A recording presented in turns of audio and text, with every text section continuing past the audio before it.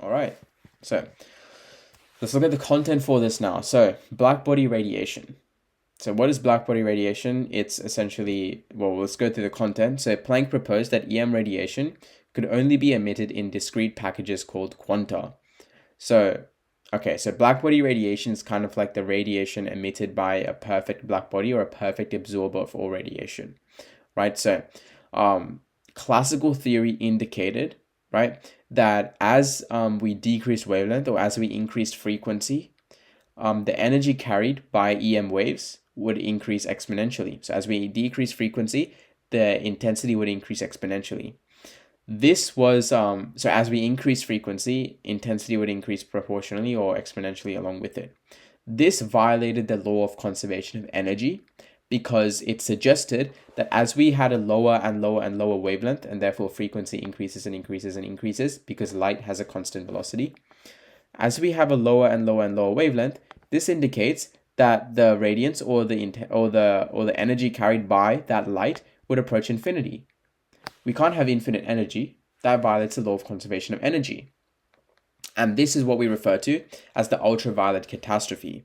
So to solve this ultraviolet catastrophe, Planck proposed a mathematical trick, right? He believed this was a mathematical trick. He didn't believe that this was a proper solution. He treated it like a mathematical trick. He basically proposed this mathematical trick saying that EM radiation could only be emitted in discrete packages called quanta. So energy was emitted in discrete packages called quanta, and each quanta has energy E equals hf. Using this now, he was able to kind of change or map the classical theory, like the line from classical theory, this black line, to match our observed graphs for a perfect black body, or observed graphs from suns, which in this case we consider as being a perfect black body. And the way he did that was he kind of considered like the probability of an energy packet being emitted. So if you think about it, right, at this stage, right, wavelength is really low, so frequency is really high, and so at wavelengths approaching zero, each quanta would have an energy approaching infinity, right? So each packet would have energy approaching infinity. This is this is like very unlikely to happen because infinite energy is impossible, right? So at the zero value, the probability of it being of a quanta of energy containing zero infinite energy is zero, right? So we have a probability of zero, and this exponentially increases as we reach 5,000 Kelvin because a quanta of energy containing energy equivalent to 5,000 Kelvin is the most likely to be released. And so it will be the highest at 5,000 Kelvin, and then it promptly decreases because the energy within each quanta also decreases, and so the probability of releasing a quanta of that low energy is quite low in itself. So it promptly decreases afterwards. But yeah, he kind of did that by mapping probability of each quanta being released. But yeah, that's black body radiation. So yeah, remember how accelerating charges create EM radiation? Energy is emitted or absorbed when electrons jump between energy levels. Electrons jump up when given energy and jump down when they release energy. This is very relevant in Module 8. Right, so note the graph drops to zero on the left. I mentioned that the graph drops to zero because, well, if you think about the way Planck mapped it using probability, the probability of a quanta containing infinite energy being released is zero. So yeah, but yeah, that's black body radiation. Now we can look at spectral analysis. Right, that's another important area where you can be tested on. So what can the spectra of a mass slash star tell us? We can tell us a couple things: temperature, rotational plus translational velocity, density, and composition. So, question then. So in terms of temperature, so temperature we have Wien's law, rotational and translational velocity, right? So we look at translational velocity first, right? If a star is moving away from us, right, that means that we'll observe the Doppler shift or the Doppler effect on that specific star when we look at its spectra, right? So if a star is moving away from us, the wavelength of the light emitted will be stretched out, and so it will appear redshifted, right? Whereas if a star is moving towards us, right, if a star is moving towards us, that means that the light wave will be more compressed, and so it will appear blue shifted. So using that, we can tell if a star is moving away from us or towards us. with rotational velocity, if a star is rotating, right? If a star is rotating, then one side of the star is going to appear moving towards us and the other side of the star is going to be moving away from us, right? Because it's rotating. And so the side of the star that's going to be moving towards us will appear blue shifted, whereas the side of the star that's moving away from us will appear red shifted. And so there will be both blue shifting and red shifting. And so what will end up happening is that the spectral lines will appear broadened. That's the evidence of rotational velocity. And then we have density as well. So density, it will also create broader and more denser spectral lines. But the difference with density is you will observe what we call pressure broadening. And so due to pressure broadening, the spectra of the star itself will appear blurrier. So that's one way of differentiating between rotational velocity and density, because rotational velocity leads to broader spectral lines. Same with density. However, with density, the spectra will appear blurrier compared to rotational velocity. So that's one key differentiator. And then the other thing is composition, because every element will have a unique spectral lines, right? And so whichever elements the star is composed of, it will have its own unique pattern based on what elements the star is composed of.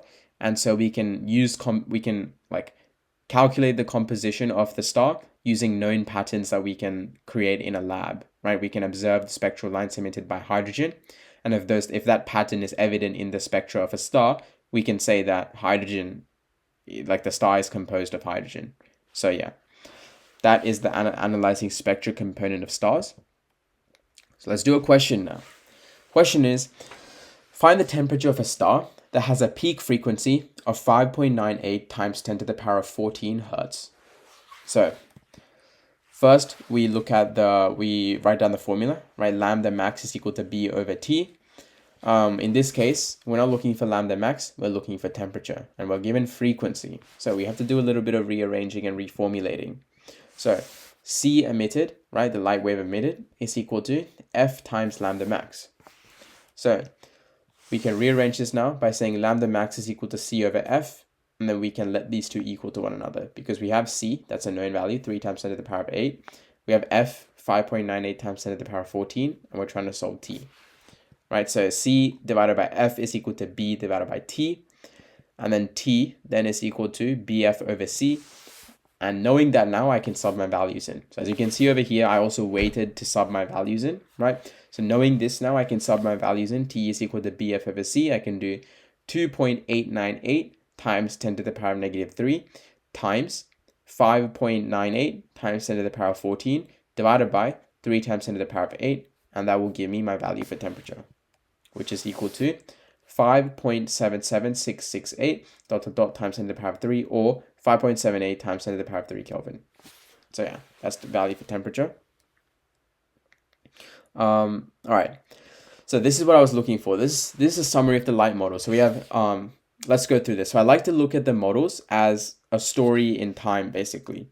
So there's different models, right? In terms of models, models have to be good at explaining current phenomena, and really good models will be able to use them to predict future phenomena as well. And to move from one model to another model, there has to be experimental evidence that disproves our current understanding. If experimental evidence comes out disproving our current model, we will move on to a new model. So let's look at so that's just the way science works, right? So let's look at the models that we have right now. We have Newton's model and Huygens model, right?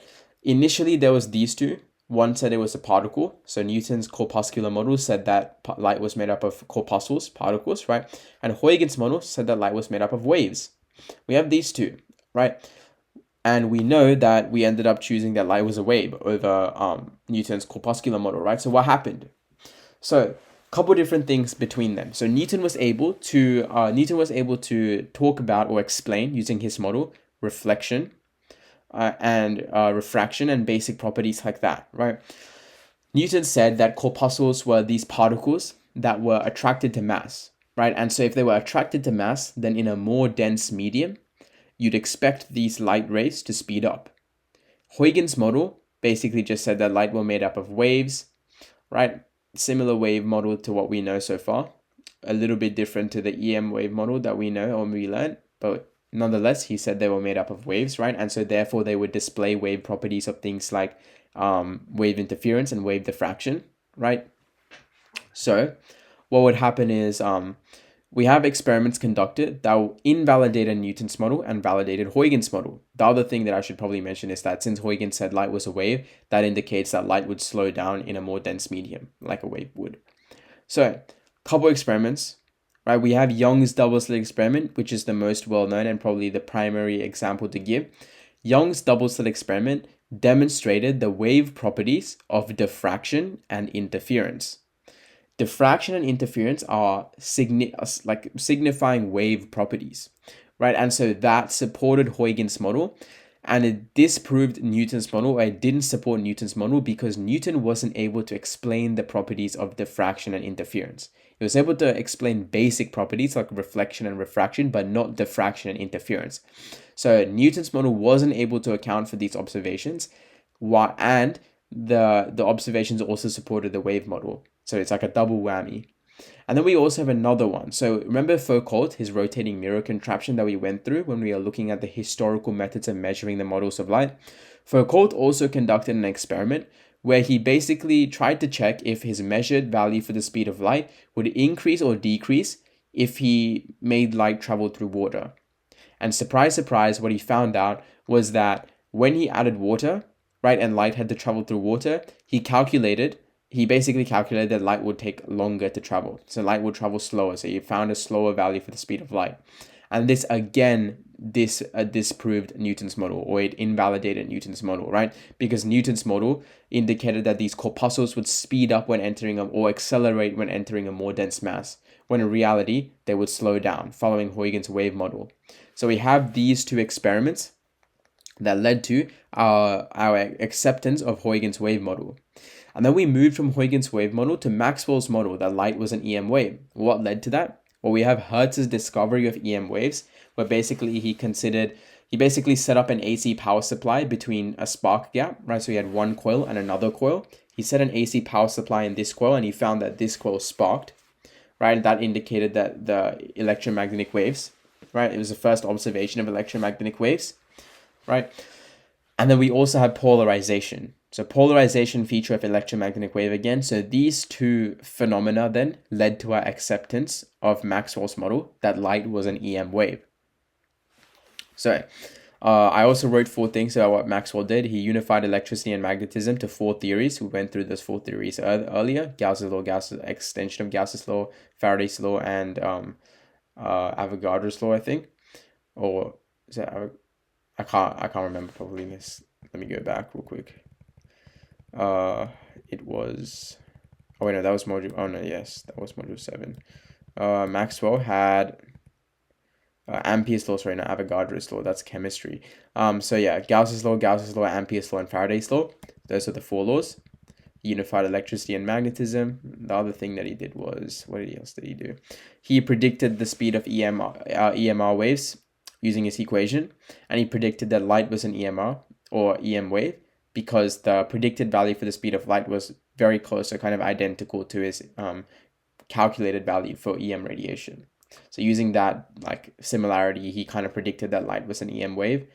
But yeah, that was Maxwell.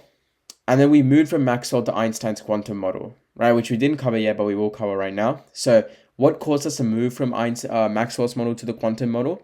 Well, it was the ultraviolet catastrophe and the photoelectric effect. So the ultraviolet catastrophe, which we went through, right? The ultraviolet catastrophe basically was like the classical model for physics couldn't explain how intensity would increase to infinity as our frequency increased or as our wavelength decreased, right? And then Max Planck came along and he was like, nope, energy is emitted in quanta, right? Discrete quantities, and he was able to map it to match the observed effect, right? Using this, Einstein was able to then formulate the quantum model for light. Basically said that light was made up of photons, and the energy in these photons would be denoted by E equals hf, similar to quanta, right? And different properties, right? So the frequency would be relating to the energy within each photon, right? So if the frequency increased, then the energy within each photon would increase as well. And intensity of light would then be referring to the number of photons that are released, not the energy within each photon anymore, but the number of photons released. And this is important when we're relating to the photoelectric effect, because a photoelectric effect was essentially we would shine light on a metal and then we would observe an electron being emitted. The reason for this occurring is a photon, assuming it had enough energy to break the electron from the hold it has on the hold the metal has on the electron, assuming it has enough energy to allow the electron to break free, it will eject that electron essentially and will basically absorb that. So it's the full transfer of the energy from the photon to the electron. This is where frequency and intensity come into play, because each photon has to have enough energy to overcome the threshold requirement for the energy, right? Because the electron is held by the metal with a certain amount of energy. And so the photon has to overcome this energy barrier to eject the electron, right? And this is called the work function of every metal. Each metal has its own unique work function, right? And the threshold frequency is representative of the frequency that the photon has to overcome to eject the electron. And since frequency is proportional to energy, it's kind of the same thing. Different units and representation, but it's kind of the same thing. So yeah, assuming that the photon will have enough energy, increasing frequency will increase photovoltage, right? Because the emitted electron will have greater kinetic energy, because the surplus energy the photon has will be transferred into the electron's kinetic energy. And the greater the photons, the greater the light's intensity, the more photons we're ejecting. And so assuming all these photons are above the work function, we will eject more electrons. And so generally our photocurrent will increase when we increase intensity, and our photovoltage will increase when we increase frequency.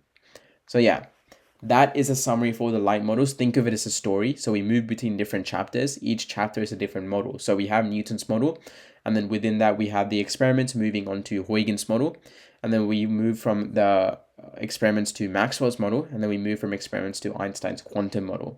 So yeah, it's all kind of like a journey. And then we can look at light and special relativity. So let's look at Einstein's postulates then. So Einstein basically said that the speed of light in a vacuum is an absolute constant. He said that all inertial frames of reference are equivalent. These are his two postulates, right? And this led to these formulas, right?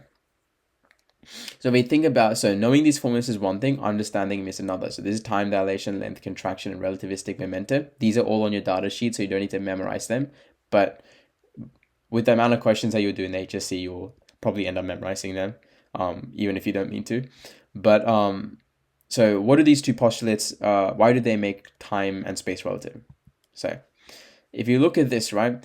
If you look at general non-relativistic speeds, 100 plus 200, so in terms of what this spaceship will experience, it's moving at 100 and it sees another spaceship moving away from, moving like towards it at 200, right? So the speed that it will see the spaceship moving at is going to be relative. So this spaceship will see this spaceship moving at 300 meters per second, right? So in this case, however, right, if we do apply the same thing, that will mean that this spaceship will see this spaceship moving at 1.2 c.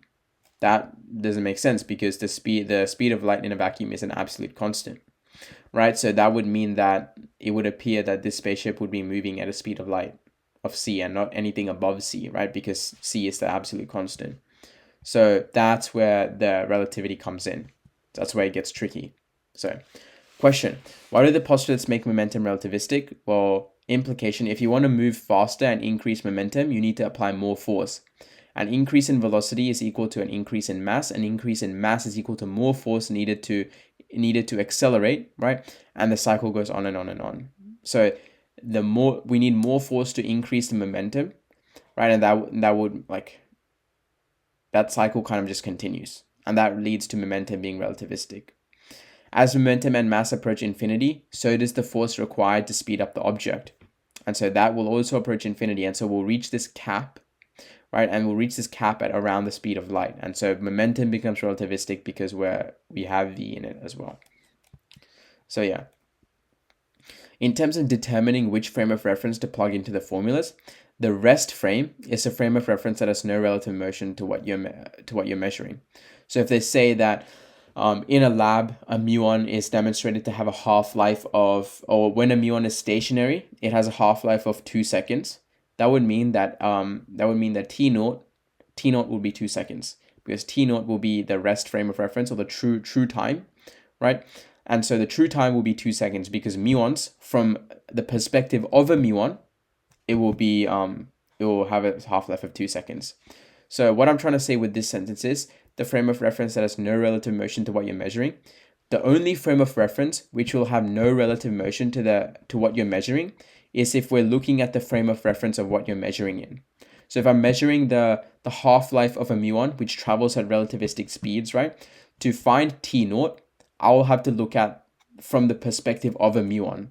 So because a muon is not moving like a muon isn't moving with respect to itself, right? Because it is itself.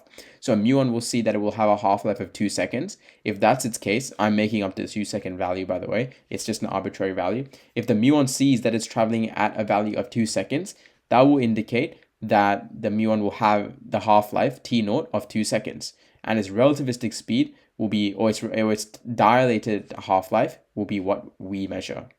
So that's something to keep in mind as well. So let's go through a question now. The rest length of a train is 200 meters and the rest length of a railway platform is 160 meters.